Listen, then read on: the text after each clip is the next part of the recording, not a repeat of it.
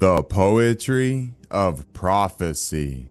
Legend of Kristian Blummenfelt. 1. The Prophecy of the Lab. Every mythological tale starts with a barrier, as every science experiment with a hypothesis carrier, and SUB7 lived at the intersection of both. A number so sacred it felt supernatural, a limit so rigid it seemed carved into the cosmos. Mathematical. Can an Ironman go under 7 hours? Was not a question, it was a dare from physics itself, a duel with the laws of motion and man. But somewhere in a Bergen lab, a barrel-chested Viking with a VO2 max bordering on blasphemy was turning physiology into prophecy. Kristian Blummenfelt, not sculpted but engineered, not trained but tuned, not coached but calibrated and careered. A mortal frame with immortal flame, a cyborg wearing skin, a saga waiting to begin, not by faith, by data, by destiny. 2. Odin's Lab, the scientific temple. In Norse myth, Odin trades an eye for knowledge. In the Norwegian Method, Kristian trades blood for college. A crash course in chemistry, a doctorate in data, a residency in suffering, frat phi delta theta. His lab is a temple, the ergometer an altar, the coach a kind of high priest reading graphs like psalms and lactate like rabbinical laws. Every morning starts with ritual, a fingertip prick, a crimson rune, ancient and digital. Each droplet a prophecy, each reading is mystical. 2.1, 2.5, digits etched like a scripture line, a catechism of biochemistry, a gospel of oxidative designs. Lactate threshold, not a feeling, but a formula, empirical. Pacing, not intuition, but algorithmic, almost liturgical. Heart rate, oxygen uptake, carboxylation, all graphed, mapped and overlapped in physiological orchestration. His mitochondria, multiplying like believers in revival. His lactate shuttle, swift as a longship's arrival. His metabolic rate, primal, pure survival. Even the Krebs cycle bowed like a lesser god meeting its rival. Because wisdom, they say, is paid for in sacrifice.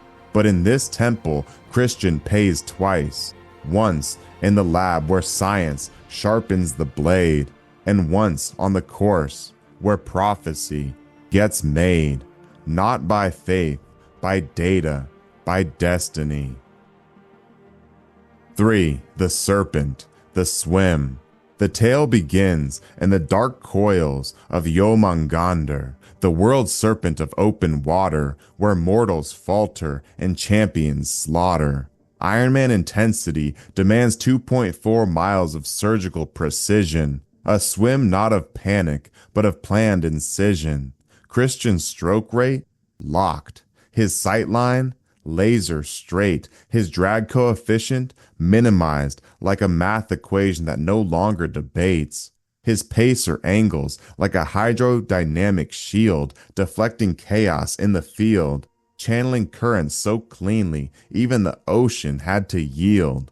48 minutes later, he emerges, not breathless, but balanced, glycogen guarded, heart rate harnessed, like a man who beat the sea with statistics till it was tarnished.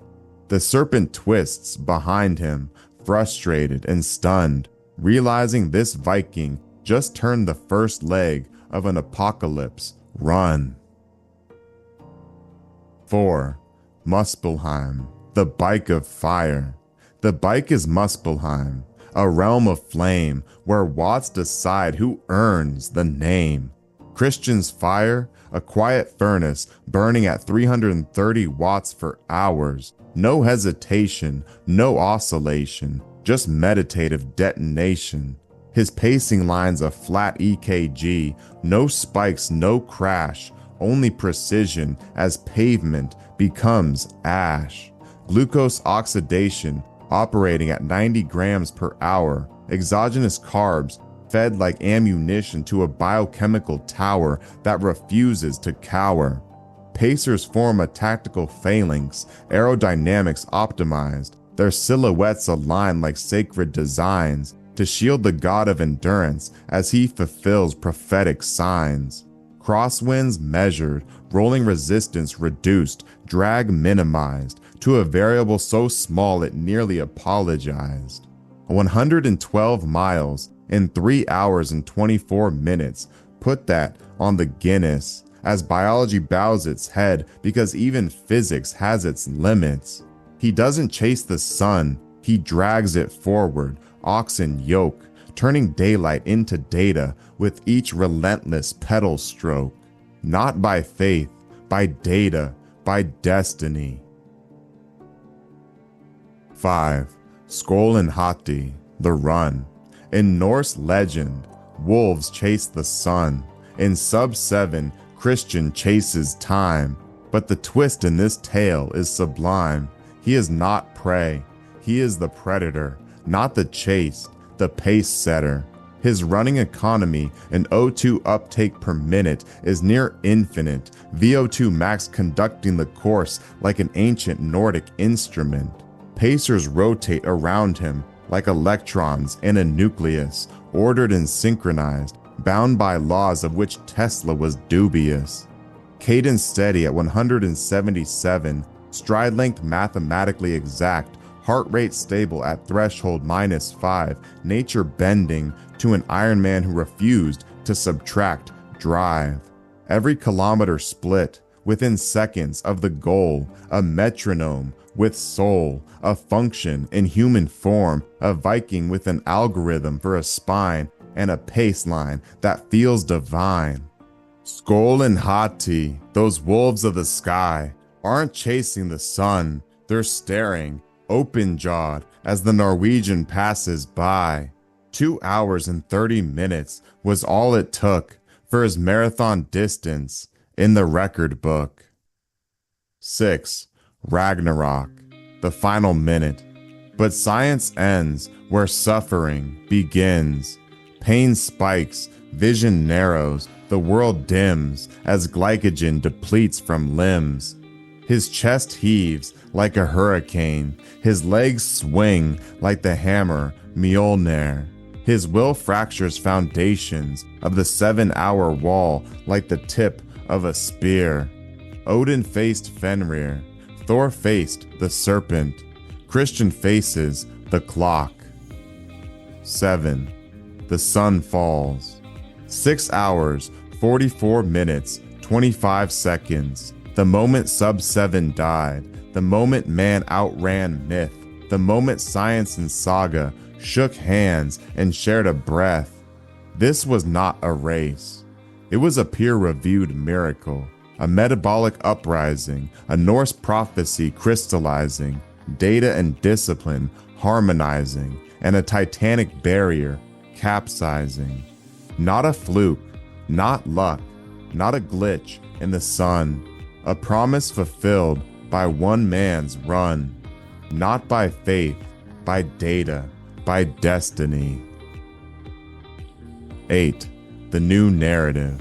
So write it down, record it correctly, tell it to the athletes whose lungs burn with belief, tell it to the scholars who study manifestation as motif, tell it to the skeptics who only trust numbers, tell it to the children who dream in thunder. Not the story of a triathlete, that frame is far too small. This is the chronicle of the day a Norwegian scientist warrior broke the sun in half, slammed time into submission, and proved that boundaries are not laws, only tradition. Not by faith, by data, by destiny. And Kristian Blummenfelt wasn't the result, he was the prophecy.